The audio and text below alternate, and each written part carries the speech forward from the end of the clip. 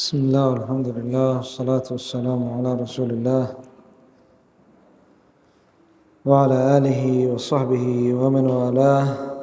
أما بعد، فيقول العلامة السعدي رحمه الله تعالى: قال: ثم لما كان في هذا الكلام، أي كلام امرأة العزيز، قولها وأن الله وما أبرئ، يعني إن الله لا يهدي كيد الخائنين، ذلك ليعلم أني لم أخنه بالغيب وأن الله لا يهدي كيد الخائنين. قال: نوع تزكية لنفسها، وأنه لم يجر منها ذنب في شأن يوسف، استدركت فقالت: وما أبرئ نفسي. يعني قول فيه بيان، يظهر أن فيه تزكية لنفسها بقولها أني لم أخنه بالغيب. في ظاهر الكلام أنها ما راودت يوسف، وأنها لم تفعل شيء، وأنها بريئة، أن يوسف بريء وأنها هي بريئة. في ظاهر هذا الكلام فيه نوع تزكية لنفسها. استدركت هذه الذي يفهم أنه تزكية، فاعترفت بذنبها. قال: فقالت: وما أبرئ نفسي، أي من المراودة والهم والحرص الشديد والكيد في ذلك، أي لا أبرئ نفسي من أني راودت يوسف وحرصت حرصا شديدا وكدت المكايد لأجل أن يفعل الفاحشة، وما أبرئ نفسي. إن النفس لأمارة بالسوء، أي لكثيرة الأمر لصاحبها بالسوء، أي الفاحشة وسائر الذنوب، فإنها مركب الشيطان، ومنها يدخل على الإنسان، أي النفس أمارة بالسوء، وهي عدوة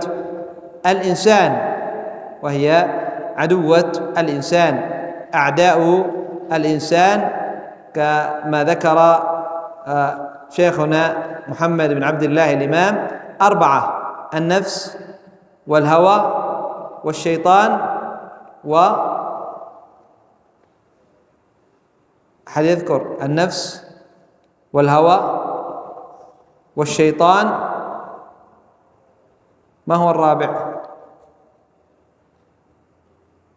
النفس والهوى والشيطان،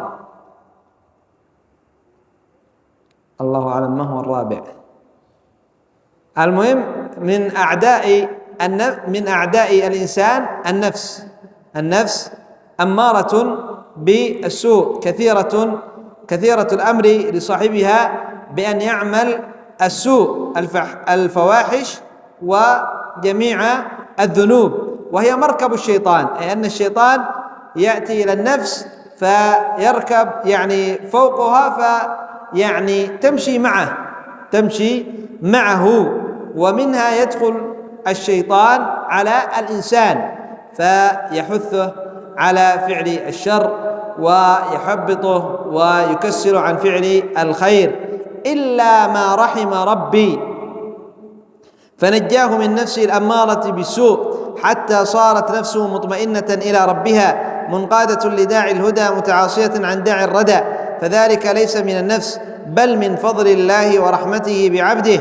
إن ربي غفور رحيم، أي هو غفور لمن تجرأ على الذنوب والمعاصي إذا تاب وأناب، رحيم بقبول توبته وتوفيقه للأعمال الصالحة، أي إلا ما رحم ربي، فنجاه الله عز وجل من هذه النفس الأمارة بالسوء، فصارت نفس تأمره بفعل الخير وتزجره عن فعل الشر، ونفس تنقاد لأوامر الله بالواجبات فتعملها، وبالنواهي فتتركها، وليس هذا من النفس، لا، النفس أصلها أمارة بالسوء. إن هذا فضل من الله عز وجل ورحمة بعبده، ورحمة عبده إن ربي غفور رحيم، أي لمن تجرأ على الذنوب والمعاصي.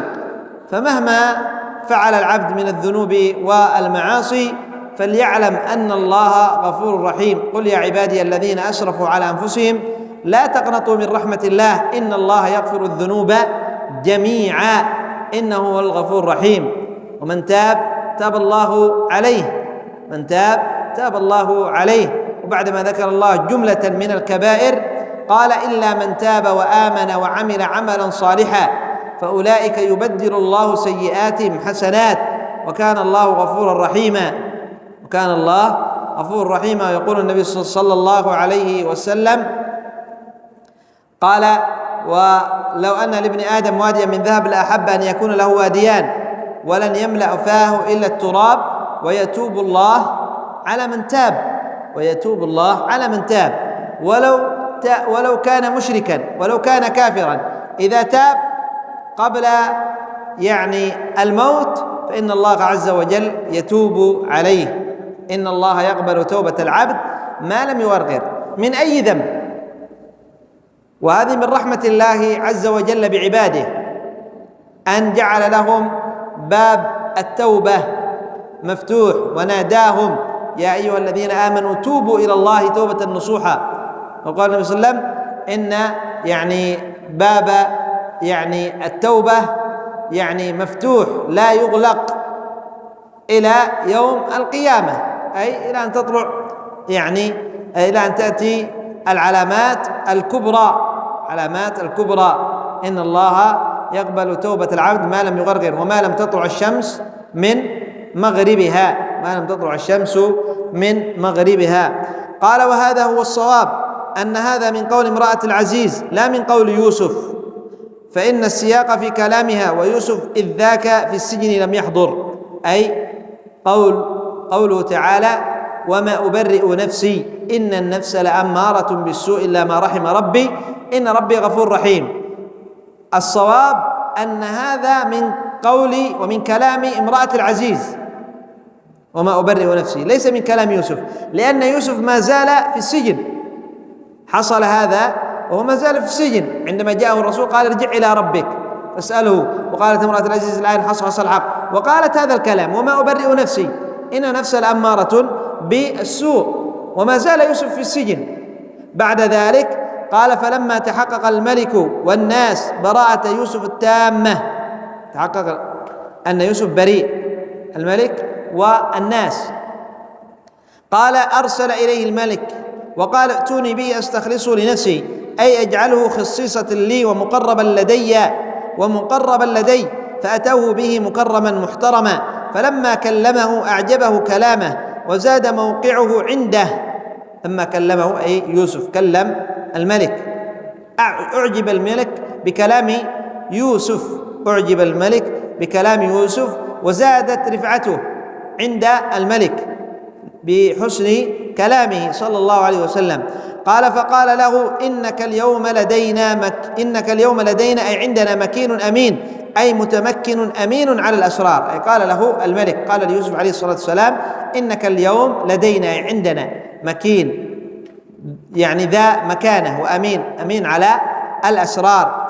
قال فقال يوسف طلبا للمصلحة العامة اجعلني على خزائن الأرض، أي على خزائن جبايات الأرض وقلالها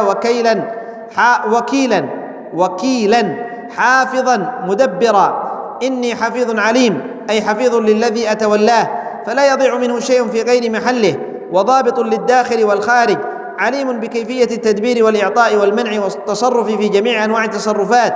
وليس ذلك حرصا من يوسف على الولاية، وإنما هو رغبة منه في النفع العام، وقد عرف من نفسه من الكفاية والأمانة والحفظ ما لم يكونوا يعرفونه، فلذلك طلب من الملك أن يجعله على خزائن الأرض، فجعله الملك على خزائن الأرض وولاه إياها.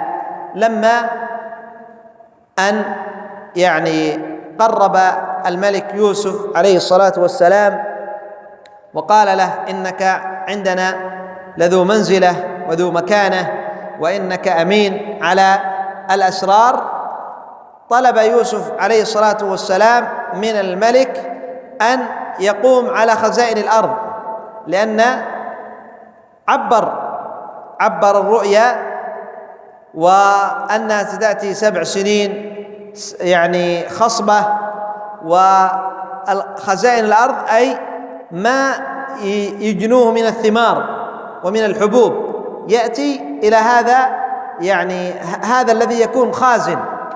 فرأى يوسف المصلحة أنه هو الذي يمسكها، لأنه عرف من نفسه أنه يعني عليه الصلاة والسلام عرف من نفسه أنه كفء، وأنه عنده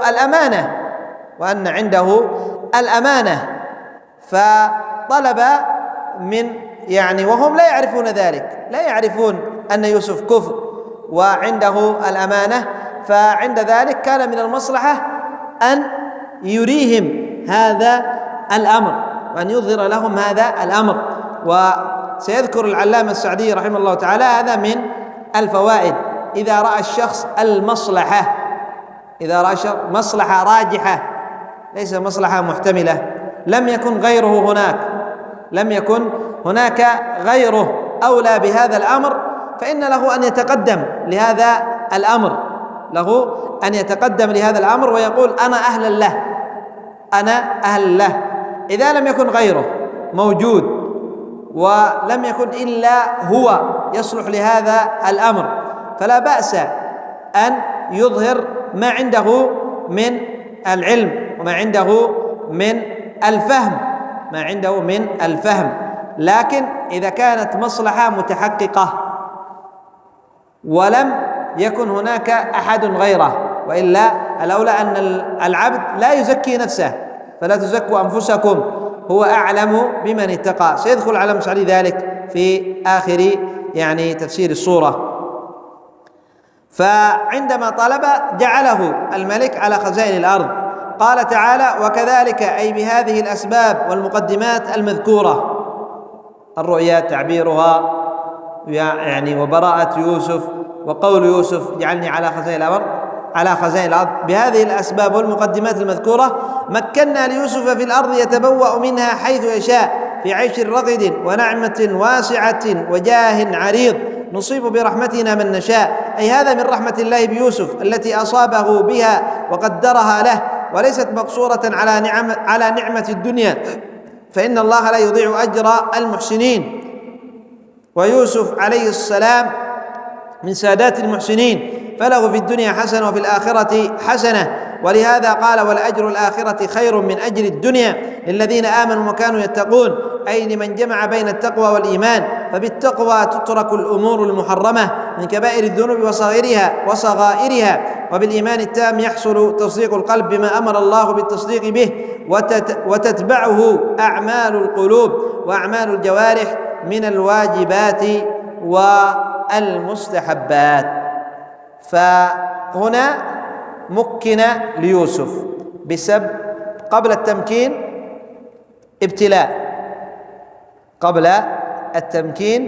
ابتلاء ليعلم العبد أنه يعني لن يمكن له ولن يعلو شأنه إلا بالابتلاء. أم حسبتم أن تتركوا ولما يعلم الله الذين جاهدوا منكم ويعلم الصابرين؟ أم حسبتم أن تدخلوا الجنة ولما يأتكم مثل الذين خلوا من قبلكم مستهم البأساء والضراء وزلزلوا حتى يقول الرسول والذين آمنوا معه متى نصر الله؟ ألا إن نصر الله قريب.